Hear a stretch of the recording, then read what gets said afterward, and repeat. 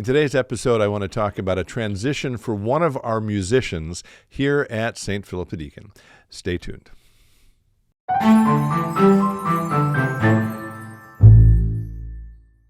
Hello, friends. Pastor Tim Westermeyer here, Senior Pastor of St. Philip the Deacon in the western suburbs of Minneapolis. Good to be with you as always.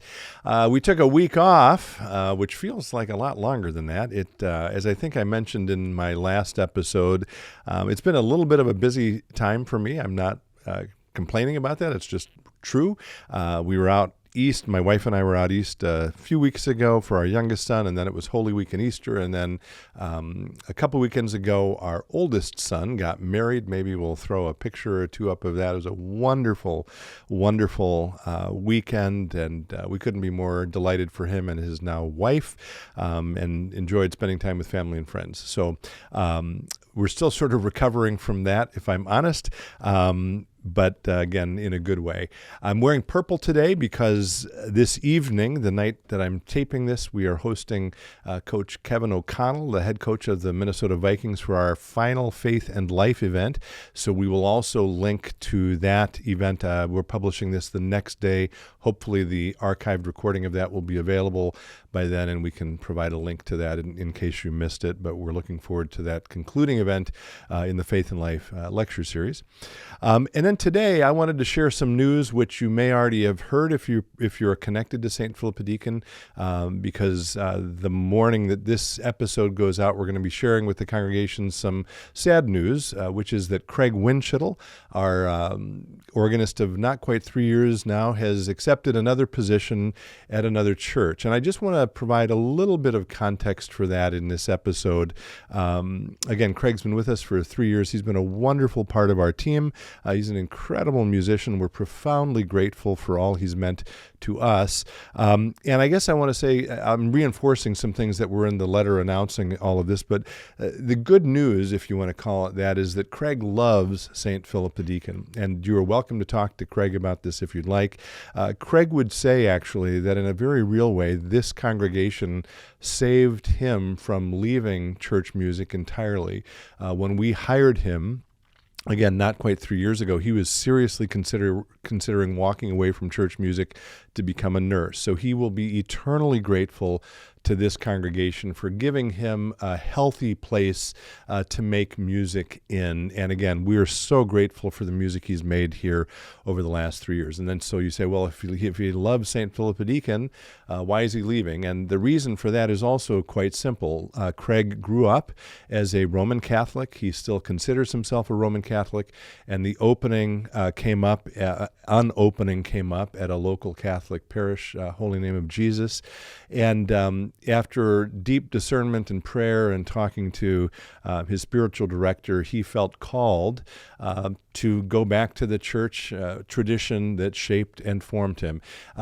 Many of you know that I'm a second career pastor. I came from another entirely different career. I was in it for about 10 years before I felt called to ministry.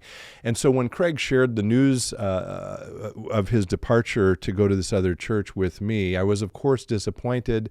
But as someone who deeply believes in a sense of calling, it's very hard to argue with that, right? So if you're upset about this, I would encourage you to take it up with God, who I believe has called Kraig to this new role. And I then want to hasten to add, here at St. Philip the Deacon, we take music, excuse me, I've got an itch on my nose, we take music really seriously. And if we believe that God has called Kraig, which I do, to this new role, then we also believe that God is preparing our next organist to come join the ranks of our musical team here at St. Philip the Deacon. So Sam Grace, our director of music, who, by the way, I want to give a shout out to Sam for his exceptional leadership of our music program over the last couple of years. I'm so grateful to him for his incredible professionalism and his incredible musicianship, both on the podium and as a leader. So Sam and I have been in touch. We've been quietly networking already. We've already received some applications, but beginning today, we will open up our application process for our next organist, and we'll provide a link actually to the page on the St. Philip Deacon website where you can read about that job and the job description. If you know people who you think might be interested, we would encourage you to tell them to apply.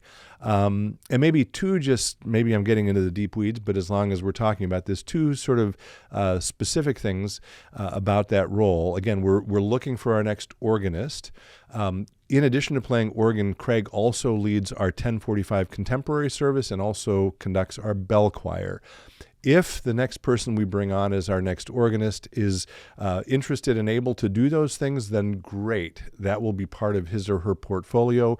If those aren't part of their skill set, that's okay too. The priority is to find an exceptional organist.